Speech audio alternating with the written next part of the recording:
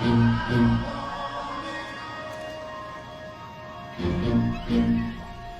one lash, I got rained on, but hear me out. Y'all bitches always saying pick me, but I could tell who was raised by side bitches. Let's really talk about this.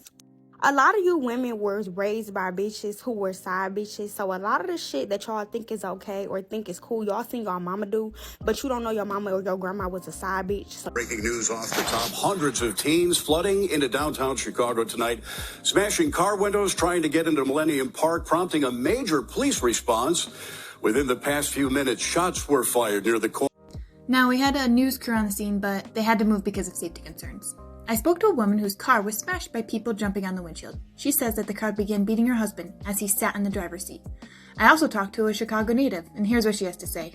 Out here is completely ludicrous, to be honest with you. I'm a part of what I see. I'm from Chicago, and I understand kids having a good time, but it's simply bad parenting. We have to do better as parents. Our kids should not be out here. Where are their parents at? That's my question. The problem with this upcoming generation and the issue with people unaware of what went down in Chicago in this event is that these future generations are raised by single mothers. They don't have a father in the household. Moms turn babies into boys, but it's the dads who turn boys into men. And when the dads are absent or emotionally absent, when they haven't been taught how to be a man, how to stand up and shake hands, you don't just say hi to someone, you stand up, shake hands, make eye contact. They're walking on a sidewalk with a woman, a man walks on the street side. You're opening doors for women. You're a savage and a servant. You're a lamb and a lion. Are you going to show up as a passive-aggressive man, or are you going to show up as a guy who can protect, provide, and preside, lead his family? So women, a lot of women out there right now, and it sucks because I have friends that are like going through it. They got married late and they can't have babies, or they're having trouble having babies and all these things.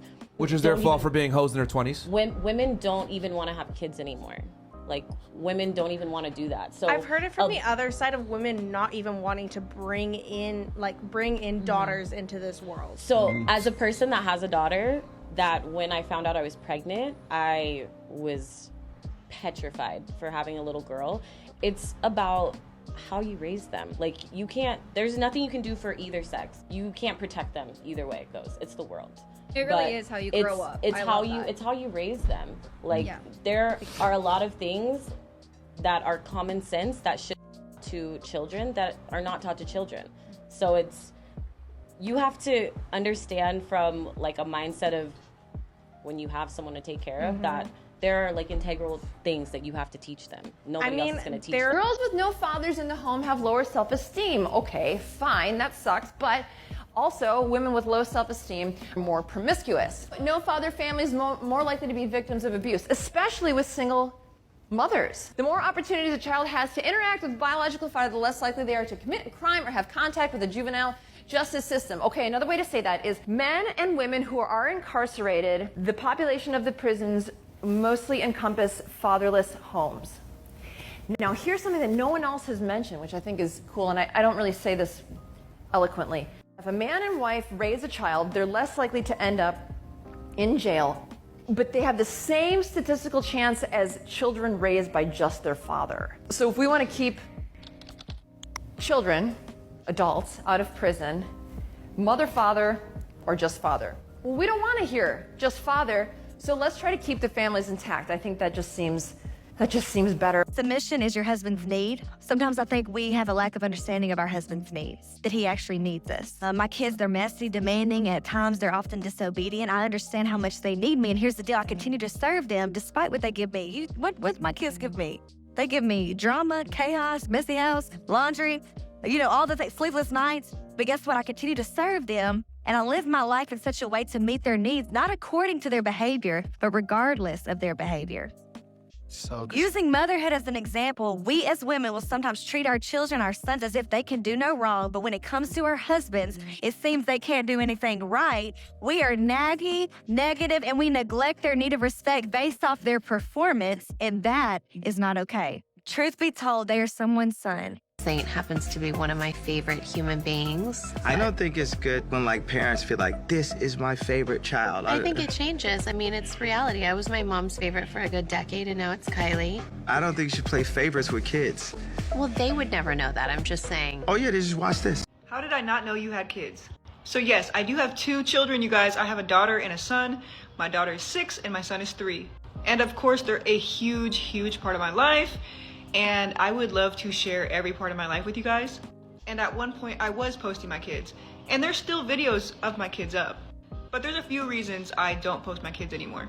The first reason, when my daughter was in kindergarten, a lot of people in her school were recognizing her and saying, hey, I've seen you on TikTok, I've seen your mom on TikTok, and I just don't want her to deal with that. She should go to school and be like everybody else. She shouldn't have to deal with being seen on social media or her mom being seen on social media.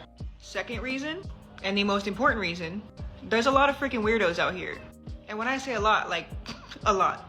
And I don't want to put my kids in a bad situation just because I want views and followers. I will let them make a choice when they're older if they want to be on social media or not. So she's a social media influencer, and as a mom is affecting or influencing her daughter's popularity at school. It's a good thing she's a social media influencer for hair gel and not OnlyFans. But what if this was OnlyFans? What about the kids who have moms that do OnlyFans? Can you imagine what these kids in the next 10 years are going to have to go through with moms who are all on OnlyFans showing themselves? It's going to be a weird, crazy... It takes someone like Kylie Jenner to make big lips a thing when, you know, black girls have been walking around with big lips for forever. Y'all got a problem? I don't even like you bitches. I don't give a fuck if I'm a woman. I don't like y'all. And I'm gonna tell you why I don't like y'all. I don't like y'all because of shit like this. Y'all never honest with y'all. That's why a lot of the shit y'all go through, a lot of the problems y'all have, and a lot of the emotional support that y'all need is because of y'all. Because y'all don't be honest with yourselves. Literally, and y'all bitches ain't done nothing but prove my point. And then y'all bitches always talk about, pick me. Bitch, your mama wasn't picked. That's why you think the way that you do. You've never had a real male figure in your life to really be real with you and tell you how men really think. Thanks for watching, guys. Please comment, subscribe, and like for continuous content.